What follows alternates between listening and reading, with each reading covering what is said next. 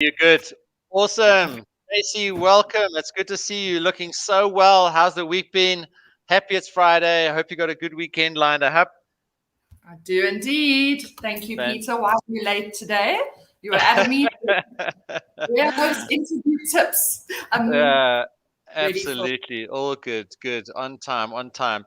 Great, guys. See lots of people joining us today, which is absolutely fantastic. And as always, please just do say hi in the chat. Let us know which university you're coming from. Great to see that the universities are driving these sessions quite strongly. And today we're just talking about that awesome time when you get the offer. But look, you want to negotiate the best possible salary. And obviously, the company, they've got some considerations on their side. You've got some considerations on your side. And Tracey's going to take us through on her, years and years of experience of helping other people to do that. What are some of those hot tips and tricks that you can think about when you are negotiating your job offer? So, William, how's it? Good to see you. Let us know which university you're from. And guys, look, you don't actually only need to learn these tips and tricks when you've got an offer on the table. I think this is something that, in any meeting or any interaction is always good, to know how to negotiate and get the best possible deal that you can for yourself. And just guys, anybody that's new to these learning or lunchtime webinars on a Friday afternoon, we go live at 12 o'clock and we either do coaching on a topic related to student success, we talk about workplace readiness, or we interview people like Tracey. We really just look to give you guys good value and hopefully kick the weekend off on a good note. And many people have found these webinars absolutely transformational. They've been able to get more done, been able to burn their boats, stop procrastinating, get proposals done, learn about academic referencing. And I'll of course always put the links to our Facebook group and the YouTube channel. So please do go and subscribe on the YouTube channel. You'll get the recordings to all the webinars. You'll get loads more value. And of course, the Facebook group, you can see great posts from Tracey and myself and other experts in the group. We've actually also got some mentors in there. So if you're looking for a mentor, please do come into the Facebook group. So I'm going to put a couple of those links in the chat now. And then I think it's time to hand over to Tracey. So Tracey, before we dive into job offers and negotiations and all the rest of it, I mean, just remind everybody now we've got two courses that you and I have co-instructed. Available for people. So just touch on the topics of each of those, where people can find them and the value that they can get from them. Tracey. Okay, so before I start marketing the courses, let me kind of position where I'm coming from, because I'm claiming to be this expert. So let me tell you guys a little bit about my background. So I kind of fell into the human resources space, and in particular recruitment. And when I say fell into it, I had no idea what I was getting into, but ended up in a job within human resources where I was filing papers. And this was in London at the time, and I was filing salary slips, and it was actually mind-numbingly boring, but I was happy to have a job. And then at this particular investment bank that I was working at, they had this amazing European graduate program, and that kind of spanned, the UK with England now, and the rest of Europe. And they used to bring graduates. It was actually before it was a big thing in South Africa. They hadn't really sort of bought into the whole idea of sort of hiring unskilled labor and, less than skilled, less experienced, should I say. Whereas in the UK, it was a big thing. They would hire people throughout Europe. They would bring them on board into the London offices. And I'm laughing there because the moment I saw William sign on, he was one of our babies a few years ago, and Natasha and I hired him. And there we have Natasha saying, "Will I am." So she also recognized the face. So thanks for joining.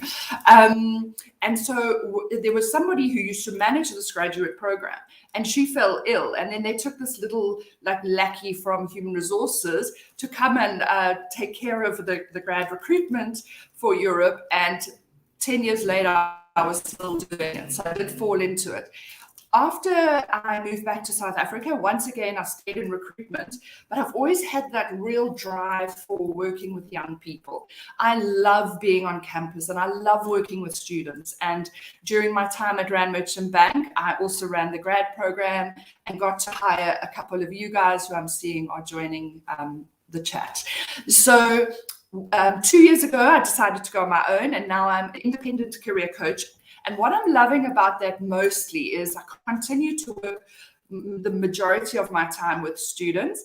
And what I really love is now that when I'm able to advise people, I'm doing it sort of objectively. So I don't have to try and hire people. So I can say very honestly, this is a great thing, or that's a great, well, that's definitely not steer clear. I can be a lot more authentic about it. So yeah, I'm really enjoying that. So having done this for 20 years, I think I'm quite good. Now I'm quite good to start marketing our courses. So Peter and I, we focused on two things. We have done an Udemy course on CVs, so CV skills, CV tips, etc. And the other one that we've done is interview skills. So we called it Interview Like a Boss. So both of us, in these cases, there are loads of, if you look on YouTube and on the internet and Udemy, there are loads of these courses. But because Peter and Tash and I had so much experience in this, we were able to draw from our own sort of actual real life hands-on experience in the field. And I really think that's what gives us an edge in these courses. But I'm biased, right? No, that's great, Tracey. And I just want to share the CV Masterclass course, which is up there on the screen. And I put the link to get free enrollment for that course so that you guys can go and benefit from that. And, what Tracey's done is she's taken, her years and years and decades of experience in helping people to develop job-winning CVs, and she's actually packaged that into this online course, and it's really, really done exceptionally well. So you can see the rating there and the number of students. And if I just scroll down very quickly, you'll see some of the value that you get and what you'll learn in that course, as well as I think you're hanging a little. I'm wondering curriculum. I should jump in. Am I back online? Yeah, go ahead, Tracey. We'll just see if Peter can reconnect. In the meantime, guys, please can I ask you to, in the chat,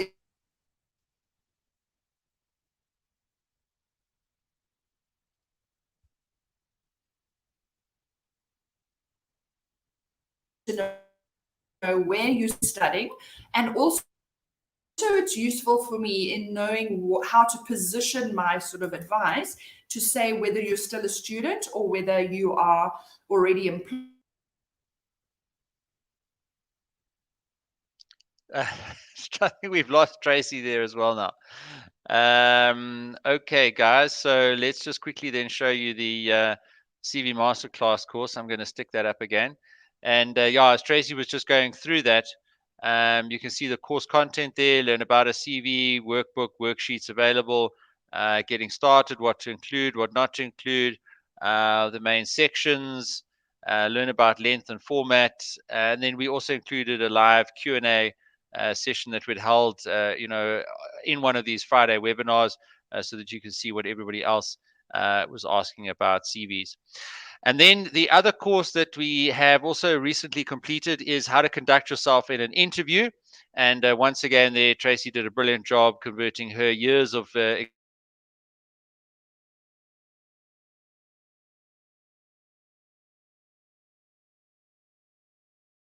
experience, go through absolutely everything that you need to understand in terms of the process of doing an interview. And so Tracey just telling everybody about the second great course, and I'll put the link into that course as well. So guys, huge value today from your webinar is free access into both the CV Masterclass and the Interview Like a Boss course. And of course, all we ask for is just that you guys do leave a rating and a review in there. So Tracey, I think you know, a little bit of glitching today, but if you could just repeat a little bit of what you said, and I think where you were going before we lost you was just asking people to post in the chat what their specific questions or queries was around negotiating the best possible job offer. So guys, if you could please do that. But then Tracey, I think let's dive into it. So fantastic. They've got through the process, interviews, the CV, the whole story. and now they potentially get a phone call or they get a letter or an email or something like that. Tell us, how it works and how they can best position themselves to negotiate the best possible salary. Okay. And in doing that, Pete, I was joking and said, oh, I think Peter's dropped off the call. And then I realized it's clearly Cape Town Wi-Fi. So I'm sorry if I join again. If I drop again, it's not my fault. Okay. So what I was saying is it's great to see, if we know some of you guys, it's great to see your names pop up. And in particular, whether you say whether you're still a student and if you're not, because then I can, it is kind of different. And why I say that is, for a lot of you guys who are students, when we say negotiate the offer, you're immediately thinking, well, the graduate program they always have a sort of base, or they bring in the grads for the most part on the same salary. And the other thing is people say, but I don't want to lose the job, or I don't want to compromise. What if they pull the offer back, or what if I seem ungrateful? So I find at a more junior level, that is something that is more that almost it holds people from actually even thinking about negotiating. And so what I want to start is with talking about, as a student, when you're applying for a graduate role, I want to talk about what room there is for negotiation, and what is the appropriate way in which to do it, and kind of where, what is the level at which it's appropriate to stop, because I think you guys are probably stopping way before that. All right. And there's ways in which you do it that doesn't make it seem like you're ungrateful or horse trading at all. There are ways in which you can do it that come across as really professional. And the other thing is, I was actually coaching someone the other day. I don't know if they're on the call, but they'll know who they are. And we were talking about it, and they said, should I raise it or should I just leave it? And I said, okay, so how are you going to know? You have to, the only way you're going to know is if you raise it, right? All right. So let's talk about graduates. Now, when you finish, or interns, let's say, when you finish your studies, you are mostly going to enter onto an internship program or a graduate program. When I say mostly, companies like to bring people in as part of the program versus directly into a role. Now, they will pretty much always have a set salary for the people coming in at those levels. However, there's a little bit of negotiation if you've got a master's or et cetera, et cetera. When it comes to, they will often have told you the salary up front. So let's talk about you're joining a company, and they have said 200,000 a year. So that's really, we're taking a figure, 200,000 a year. All of our graduates are going to get that. Where the differentials are potentially things like, do they buy out your bursary? Do they offer a study allowance? Do they help you with transport to get to move to the new city? Is there a mentorship program? So negotiating a great offer isn't just the financials. It's about the package, and that includes a lot of the support that comes with it. There may even be, and there have been cases where people will say to me, the salary. And in fact, if I think about it, a client a young person I was speaking to yesterday, I was saying, and I'm pretty sure he's here, I said, no, the one thing about this offer is I'm worried about the salary. I think you should be paid more. And he spent, a little bit of time telling me the different things, like the exposure that they'd given him, and the fact that they'd given him a mentor even before he starts on the grad program, 6 months before, and the fact that they had said that they really support him one day having a secondment. He said, Tracey, that is way more for me than what the salary is. And I think that's what we have to take to consideration, Peter, when we say how to negotiate. And I see Joshua's got a good question there. There really are non-monetary things that hold a lot of weight. So, Trace, on this point now, and I guess from an organizational point of view, I see a couple of different models. Like I believe Standard Bank is, reinforcing the opportunities of being able to work from home. I see other companies starting to say, look, start getting back into the office. We need our employees to connect at least 2 days a week type of thing. So now coming into the middle of this transition and this disruption, in a post-pandemic world where people are experimenting with, hybrid working teams and remote working, etc. And I mean, I know people who have moved house during lockdowns and they're working from somewhere out of Joburg, and if they are forced back to the office, they're going to be in a bit of a problem. So now, getting a job offer and discussing, the opportunities of work from home, how does that fit into a job offer discussion? Joshua, if you wouldn't mind popping into the chat, is a bit of are you a student at the moment? Are you applying for a role for next year, etc.?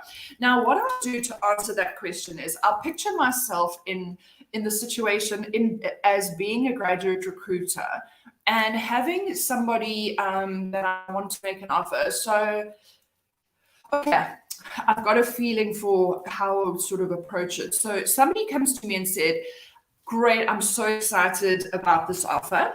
And I have to say, I often refer to investment banking only because it's what my background is and it's kind of what I know, but it's going to be similar for all. So if I said, okay, awesome, we've interviewed like 3,000 people, down to 60, we've offered 10 people, and you're one of them. Here's your offer. And your response is great. However, what are the chances of working from home? There's more to it there than just, and I can see Peter's nodding. There's more to it, just, I would be curious to know why. I think employers are going to be potentially more open to negotiating certain things, but they're going to want to understand, and you're going to have a really motivating kind of reason for it. And the other thing is something like working from home. Okay, fair enough. Now things are completely different, but as a young person coming into for all of us, we feed off the energy of our peers and we feed off the excitement in an office. But as a young person, even more, if you're joining a program, there's so much benefit to being part of a group of graduates or being in the office, being in an open plan and being able to listen to people who've had more, you learn so much more. And so now I'm addressing the work from home thing more than the negotiation. But the something I've noticed in the last year is how many graduates have joined and have phoned me in after 3 months saying, Tracey, whatever company that I'm hating it. I don't want to be here. It's just terrible. No one's giving me work. It's like no one knows about me, etc. So Joshua, if you had, it's not the working from home thing per se. I think it's across the board. If there's something that's important to you that you want to try to negotiate, the key thing is to have a reason that's going to earn their buy-in. If it's something, that they're not going to be flexible on and it's something that's important to you, better to know upfront, right? So, yeah, that's not a... Great. Thank you, Tracey. No, look, no, I think it is a very interesting space. Yeah, that we're all going into, both as prospective employees and prospective employers. So we can see from both sides that there is going to be a lot of change. But my perspective would be that the more flexible an organization is, the greater their talent pipeline is going to be, because I think that the future world of working has to acknowledge that some of your top people are going to do their best work when they're at home and they're not distracted by meetings and lots of the things that you get from the office. While on the other hand, we have to recognize that a lot of the collaboration and the creativity still does come from personal interaction, and the ability to grab a whiteboard and do some ideation and solve some problems, etc. So that's a big topic that I think is an important one to think about. And my suggestion would be, Tracey, just going back to the webinar that we did on preparing for an interview, is always to do your research on an organization and to understand what their culture is. And the more that you learn and understand about their culture and what drives them and how they define success and how they consider maximizing their talent pipeline, the better positioned you'll be to negotiate a job offer.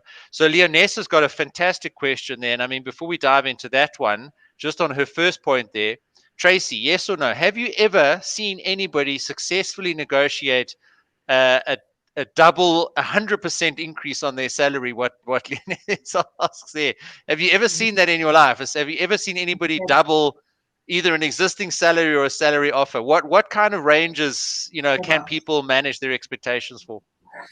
I'm actually taken aback at the confidence of saying double. And you know what? I actually haven't even seen anyone ask for double. So that's why I think it's extra special. I love your confidence. And I'd love to know the reasons why. I mean, so no, I haven't. So I don't think that there is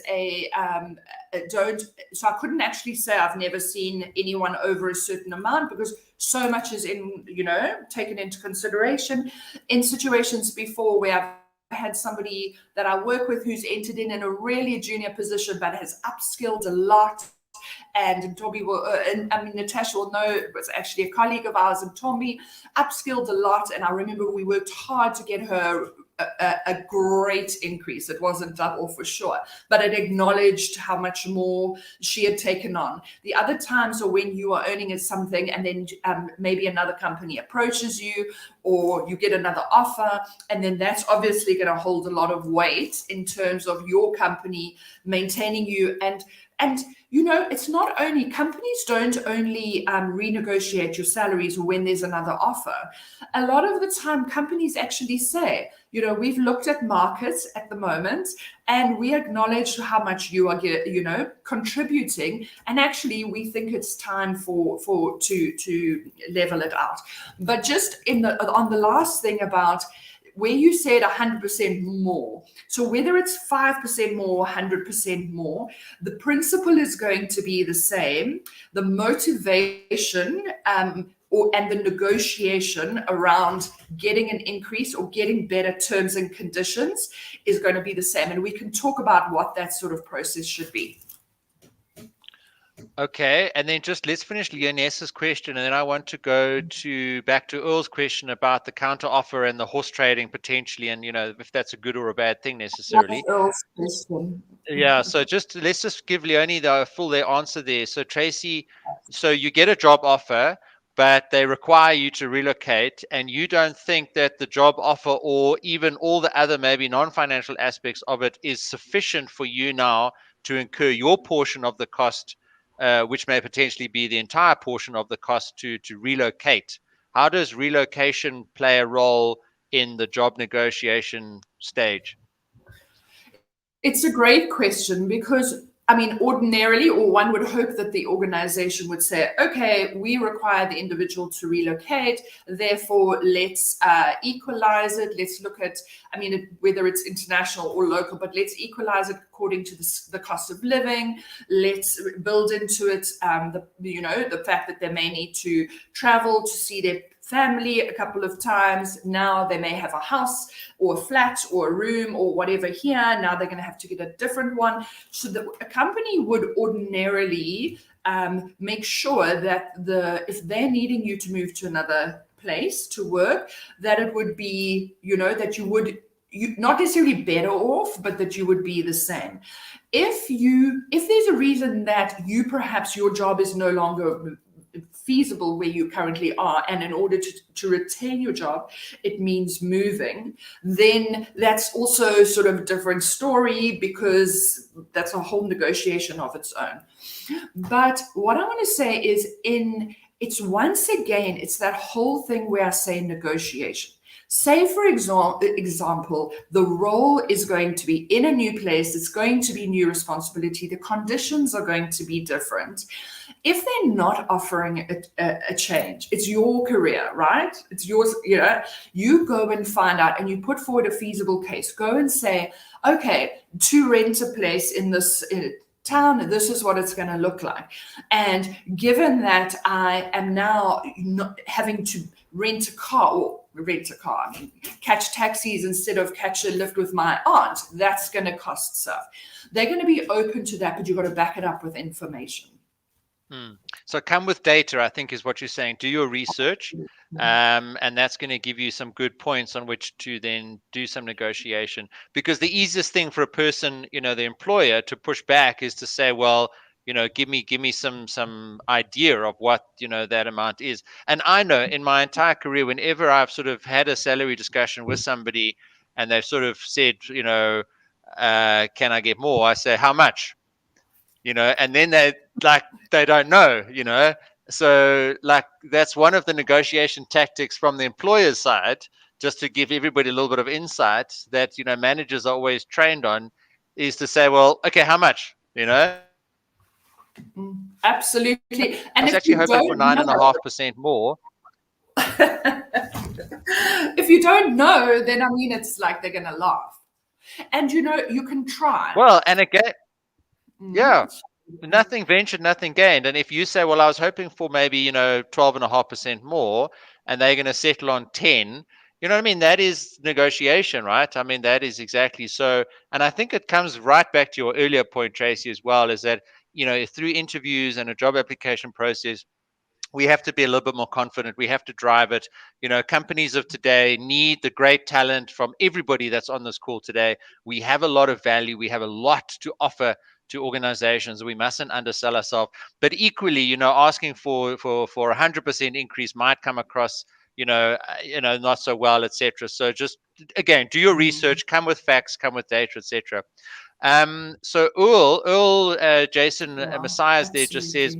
Now let's talk about, you've got multiple offers. So that is a fantastic position to be in. How much do you talk about the other offers with each individual company? And then we always used to call that horse trading. Okay. In the hope of increasing the best, possible offer from any one of them. How does that work, Tracey? Trace, you there? We lost you. My favorite subject of all. You can see. And Peter, I think the Cape Town Wi-Fi connection. I think the Cape Town Wi-Fi connection is really letting me down. And it's my favorite topic of all. We've got you loud and clear, so go for it, Tracey. You can see my whole face lit up. So what makes me excited about this is that what a cool place to be in where there's more than one offer, right? And the other thing is it's an opportunity to show yourselves off in a really dynamic, professional way, and to, if anything, to make yourself position yourself better than ever. I mean, who ever wants something more than when other them? So I keep breaking. This is the first time this has happened. My favorite subject. So Earl, what I would say is, when and I always tell people not to stop looking for jobs at any stage. So, for example, you're in a job, you're loving it. Not that you're actively interviewing or.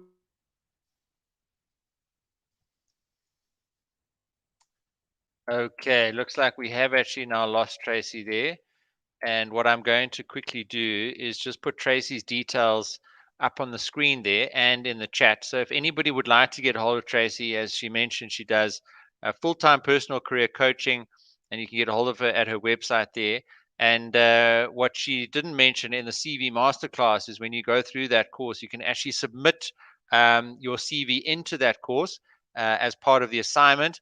and then Tracey will be able to give you feedback on that CV. So that's a real value add for going through that course, which I think will be hugely useful. But investing in an hour consultation with Tracey, I think is going to be hugely beneficial. And if you can pay back, that investment in a couple of hours with Tracey through, a better job offer, I mean, that then sets you up for, because generally you'll only ever climb the ladder from, your first offer. So very important, critical opportunity to get in with the best possible offer right at the beginning. Okay, I wanted to jump on to Natasha's question here, where she says, there's a young lady she was chatting to this week who secured law articles for 2022. She received an offer, and her question was, what do I do now? What are the steps involved in reviewing an offer? Well, I mean, I'll start answering this question and just give it a bit of a bash. But, my suggestion would be to, absolutely, like we've said before, do the research, go through the details of the offer. Very often the company will also share, some details around the possible employee contract. And you need to then just consider all the aspects of the employee relationship that you're expected to enter into. And it sounds like this person is, potentially a lawyer, so they would have that knowledge and that insight as well. And it's not just the number of the salary and the financial details in the offer that are important, potentially the contractual aspects of it. And the company will be looking, obviously, to limit their risk. But then you must try and manage your risk as well as you go into that organization. So I'm sure Tracey will have a lot more to say on that. Kuchelani says, please comment on negotiating for salary coming out of scholarship, in which benefits include stipend, sponsored flights, book allowance, and lump sum, and conference attendance. Okay, so I think we've got Tracey back. So Tracey, I think you're going to switch off your video, but you're welcome to try again, and maybe the wind is blowing in the right direction down in Cape Town, and you'll stay connected. There's a great question here about negotiating for salary after a scholarship. So if I understand the question correctly, there was a scholarship and you had benefits there, and now you're going into a salary that potentially you don't see those benefits explicitly mentioned there because it's potentially not the conditions of the scholarship, and you're worried now that you had a really good set of benefits in the scholarship. Are those going to drop as you go into full-time employment with that job offer on the table? So Tracey, just give us a sound check if you are connected in at least your audio, and whether you can answer that question there. My initial response to the question would be, remember that a scholarship is generally going to be a fixed duration, and there'll be certain conditions, getting through your degree, for example, and it'll be generally perhaps for a period after your degree, or for a period perhaps while you're doing your degree, potentially, studying part-time, etc. A job offer, if it's for permanent employment, is potentially for an unlimited or much more extended period of time. So the sustainable nature of that offer is something that you've got to weigh in and compare against the term nature of the scholarship contract that you would have been experiencing. So, and we, as an employer, when we hire somebody in and we give them a permanent offer, we welcome them almost into the family. They become a contractual person. They're guaranteed to get a salary every month. It's an ongoing relationship. It's not a fixed term contract. When I talk about employment in the full-time or permanent basis. So, I think that is a benefit as well, that you've got this commitment on into the future, that we will continue to pay you. And I would compare the total value of that to the potentially short-term value that you've got with a scholarship or a short-term fixed contract. So that would just be my initial thought around that. And Joshua mentioned, just on our discussion around the hybrid working discussion we had earlier, the trade-offs between flexibility and a fixed schedule. Flexible employers get flexible hours from me. And I saw Joshua as well said, postgrad, working at home, consulting, like to be able to work from home as possible, working from home a few days a week is a massive help. So again, I mean, my perspective is I love working a few days in the office, but then I love having, for example, Friday where I'm at here in my home, and it's a little bit more relaxed, and I can still log on and do meetings and get my work done before the weekend. But then, maybe Monday, Tuesday, Wednesday, we set team meetings and we're sort of in the office as a team, and we know there's a bit of an opportunity to focus there. So my personal perspective is that the 5-day work week is probably gone. I don't necessarily think we'll ever have an official enforced 5-day work week. Certainly definitely not in the smaller to medium sized organizations, and it'll be very unlikely in the larger organizations. It might be dependent on the specific industry.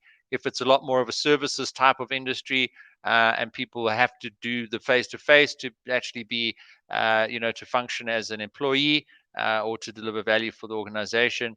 But again, you have to ask yourself how much of that can be done flexibly or on the road or from home even, or in more greater proximity to the person's home that meets their flexible sort of working expectations. All right, Tracey, are you back with us?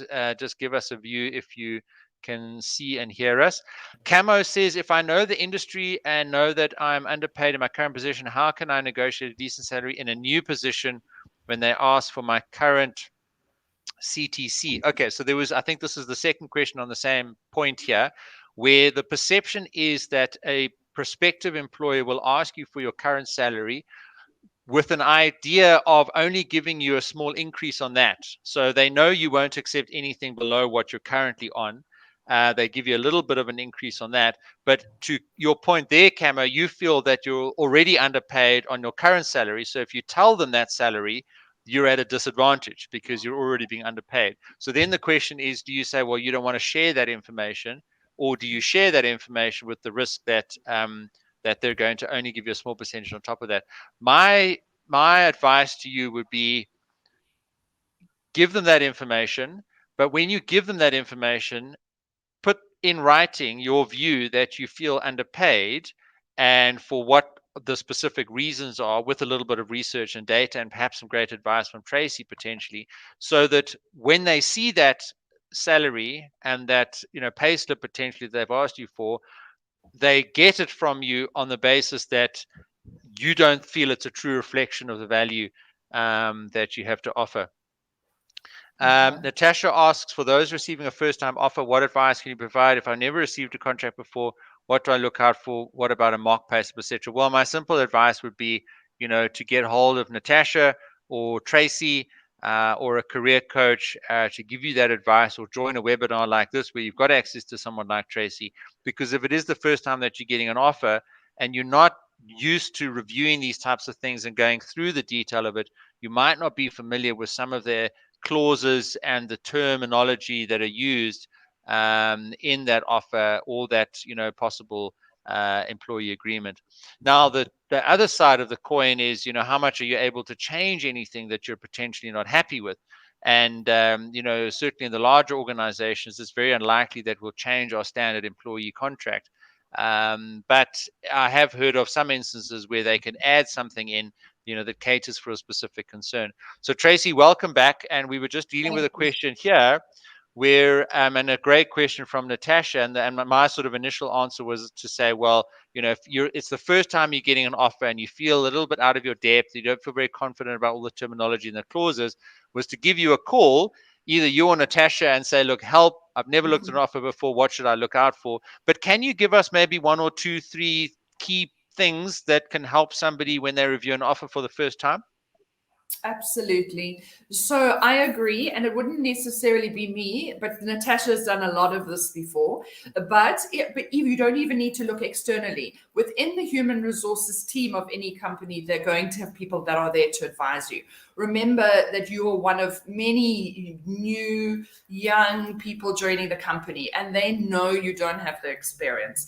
And in fact, a lot of times they will say, here's the offer, and they will say if you've got any questions or if you'd like to come in and talk through it. If they don't, again, like I always say, it's your salary, of course, your career. It's perfectly acceptable to say to them, do you mind if I come in and you just talk me through through the contract. And then the other thing is, and I actually want to post it on LinkedIn this week, it's so relevant. We call them a mock payslip or a dummy payslip. And it's interesting Tash has raised it, because in the last couple of days I was saying to people, it's okay to say, please may I have a dummy payslip with my offer, because that shows what's going to be deducted. It's going to show what you're going to come out with at the end of the month. And I think it puts different companies structure things differently, and they will maybe contribute a bit more to maybe medical aid or maybe a pension scheme. You can't be expected to know it. I've been in recruitment 20 years and I don't even understand it. So say to the HR administrator, do you mind if I come in, or do you mind having a quick call and you talk me through it? The other thing is, there's a lot of weight to having market information. And what I mean there is that there's no journal where you can go and look, if you're doing this job at this level, this is what the salary is. But talk to your friends. Or when you're interviewing, when you're on campus, there are going to be different companies coming to speak to you, or else you're going to be applying for different companies, and your friends are going to be applying for different companies. Ask them what the salaries are. See what's being advertised. At a career fair, you could walk down one aisle and you could have 10 different companies' salary benchmarks. And that will make you feel more comfortable as to where your salary should be positioned. Right. Tracey, that's a good answer there. Appreciate that. And I think it linked in well with Delena's question here about how you find out whether the salary you're receiving is up to standard of the market or the industry that you're in. So you mentioned that there isn't data out there. I mean, I think, broadly speaking, yes, it's unlike, for example, if I'm selling a car, I can go and look up the book value of a car for that year, etc., and it's an industry agreed amount, right? However, I would say, and I'm just going to quickly put it up on the screen, and certainly in my industry of IT, an organization like IT Web publishes an annual IT salary survey. So they will survey 3,000 IT professionals in the industry, and then they will publish charts, and it's obviously anonymized, but they'll give you trends for different roles, etc. So your thoughts on doing research around salaries and benchmarks, in the market? So what I find is, and in human resources teams, so in previous jobs, we would have access to payroll benchmarking, but I often found that they were, I don't know, as in always is going to be the case with these sort of blanket kind of surveys, there was so much room for negotiation that I personally didn't find them that useful. And it can be a small thing like within the broader group of a company, different entities or companies within that group are going to put more emphasis or more importance on certain skills and so on. It's not that they necessarily pay more for this. So I do think the range there means you can't always. So when in companies that I've worked for, they would always pay attention to that. It's important to have market knowledge, but then there are other things they'll take into consideration. As a grad or an entry level, there isn't, in a way, again, I think it's easier. So I do think get a lot of information. You can speak to a recruitment agency. You can speak to, as I say, your peers. You could speak to people who are currently in a grad role. You can get the salary information off, as you say, MoneyWeb or online. And then what you want to do is collate it all, and you will never have the perfect number, but you can have a fairly good idea of the range. And also, Tracey, I mean, you might be going through an agency, and you can certainly ask the agency what they're seeing in terms of offers for those types of roles. But just recognize that an agency also has an incentive to place you, because they'll get a commission of that salary. So just be aware, everybody's got their sort of own interests. And your primary interest is just to get the best sort of value for money, or your input out of your salary at the end of each month. Beyanda's got a great question here. just leading on from Leones's question earlier. So now you're promoted, in an organization, you're doing well, etc. And you have a great conversation with your boss, and they tell you, oh, wow, you're exceeding company expectations, and now you've got this promotion, etc. But actually, same salary. For example, or like a measly increase, a measly annual increase, and they promote you, they give you more work, more responsibilities, but you just don't feel that the money's gone up in proportion. What do you do? You can say no, right?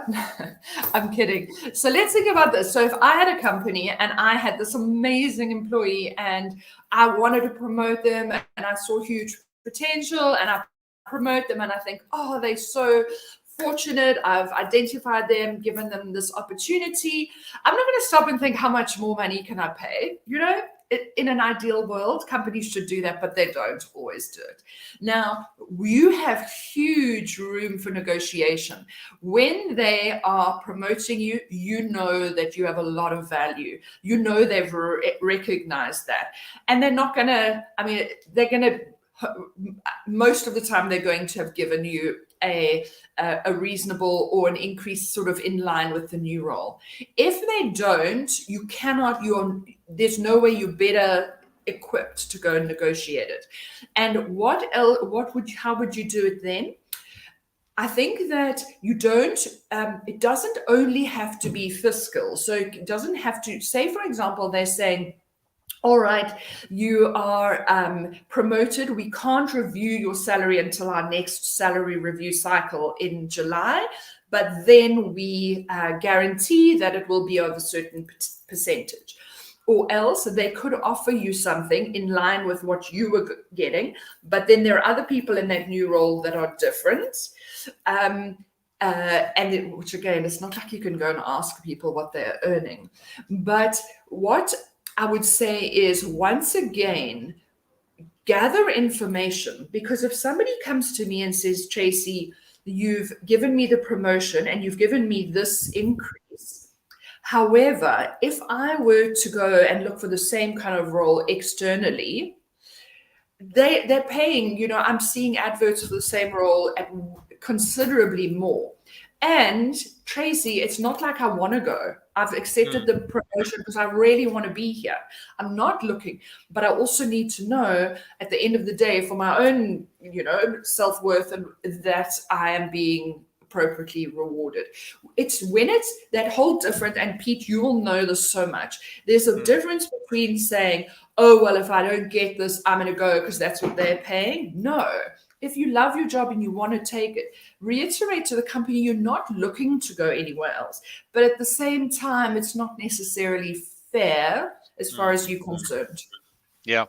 Tracey, the one thing that I've done, over the years, and it did result in an increase once, was when the manager said what they were going to offer me when I was actually joining an organization. And I said, well, I would be disappointed with that. You know what I mean?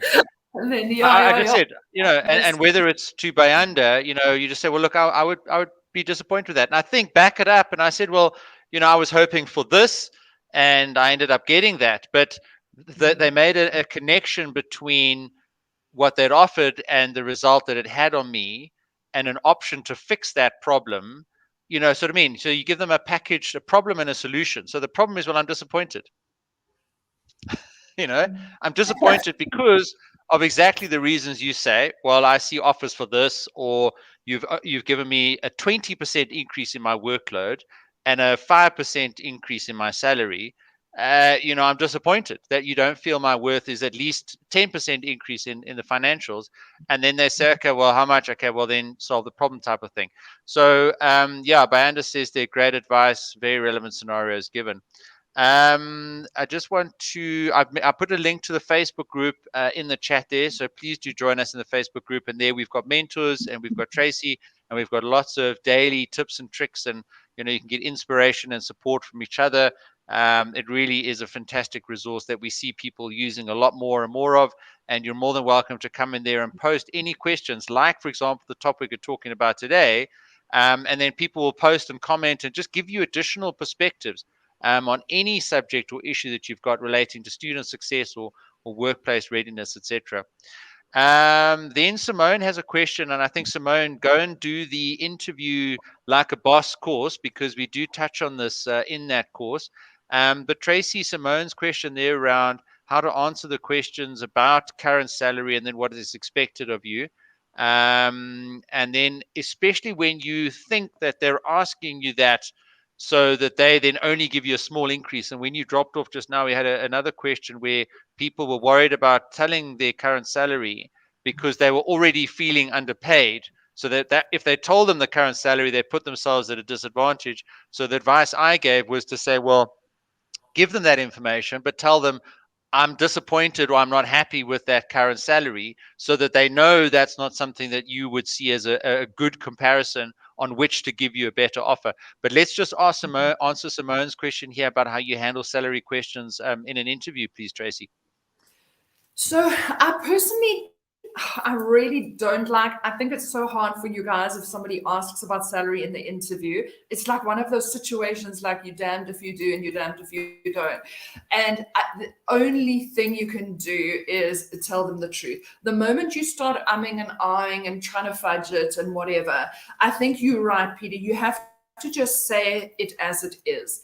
Adding up front that, this is part of the reason. So say I'm in the interview now and I say, okay, so I'm earning 5,000 Rand a month, and yeah, I'm definitely not happy with it, and I'm looking to increase on that. Kind of keep it concise. You don't want to start justifying it or all of that.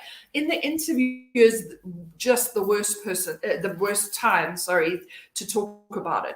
I always find that out of the interview, you can engage with the HR person and you can talk about that. But if it comes up, I agree. Say what it is. Don't fudge it.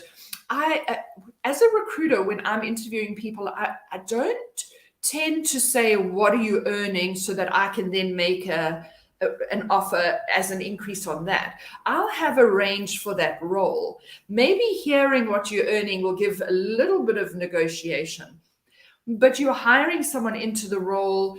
I don't think it would be fair to say if someone's a junior, you're hiring them as this, you're just going to do a relevant kind of increase. So yeah, to answer that, you're going to have to say what the salary is, ideally not in the interview. I have had people say to me, I'd love to chat to you about that afterwards, or so on. The other thing is, guys, don't talk about salaries in the first round interviews, or in actual fact, there's some busyness outside. I've got lots going on. So they're knocking at the door to see if we can give them a salary increase. But jokes aside, do not talk about salary unless it's raised. I always say go through the interview, and then once you know they like you, then you're perfectly placed to start the negotiations. Yeah, no, wonderful, Tracey. I appreciate that. That's very good insights there, and I think everybody's getting lots of value from that. I did just put a quick article up there, and look, I think, the power of Google, right? I mean, ask Google. I mean, what is a financial analyst being paid with 5 years of experience in Cape Town? Who knows? You might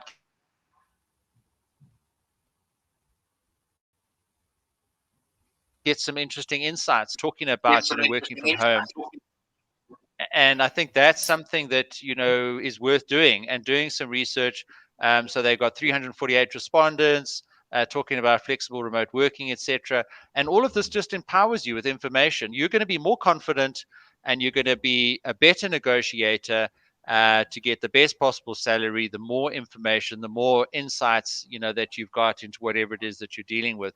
So I can't talk for other industries or other careers, but IT Web for me is certainly a reliable source, and they do a lot of great work in terms of running these surveys and writing these articles on a regular basis to help IT professionals and people in that industry manage their careers. And a big part of managing your career is negotiating increases in salaries and so on. Tracey, last thoughts on this, and then we're going to leave it there, and we're going to get into our Friday, and it seems like the weather's warming up, and hopefully we'll have a bit of a sun over the weekend. So really do want to thank you very much, Tracey. And maybe just to finish off with, there's one last question here that could be useful for you to answer, and then say, cheers to everybody on the call today. So just maybe let's pick up on Nondamiso's question there. Do you know what I'm going to do, Pete? So I think that Nondamiso's question is a really good one for us to talk about on another Friday, because I do think that there's room for negotiating salaries and offers aside. I think that there's a lot of room for speaking to managers and negotiating what your deliverables are and what you're hoping for from them. So let's shelve that for now. But what I wanted to say is my last words here are, I'll tell you the story. There was a young guy who we interviewed and made an offer to. He was I think he was honors, and he was in the IT field. And we made him an offer. And, like a lot of students are interviewing for a few different companies because you all need jobs or a place on a grad program. So we made the first offer. And then I could see he wasn't too enthused. Like he wasn't engaging very much. He went a bit quiet. And then I gave him a call and he said he had another offer from another of the top banks. And he was thinking of taking it. And I said, but why, you love this, our company, we love you. Why would you take it? What's the difference? Is the salary different? No. And then it actually came out that it was the cost of a flight. The other company had actually said, to move to Johannesburg, we will fly you. When you're a student with nothing but a study loan and, expenses, family expenses and commitments, something as small as a flight or a week of temporary accommodation means a ton, sometimes even more than what a salary means. And so that's really where I encourage you guys to see if there's room for negotiation. Salary can be salary, but things such as, would you be open to buying out my study loan? In return, I'll sign a contract that I'll work back a certain amount of time. Or is there a chance of getting a little bit of temporary accommodation or my study allowance? Okay, so when you're thinking of negotiating an offer, think of including those kind of things. Often companies are going to be used to, open to it. And then the last thing I wrote here is, if you like the offer and you want the job, say yes. Yeah.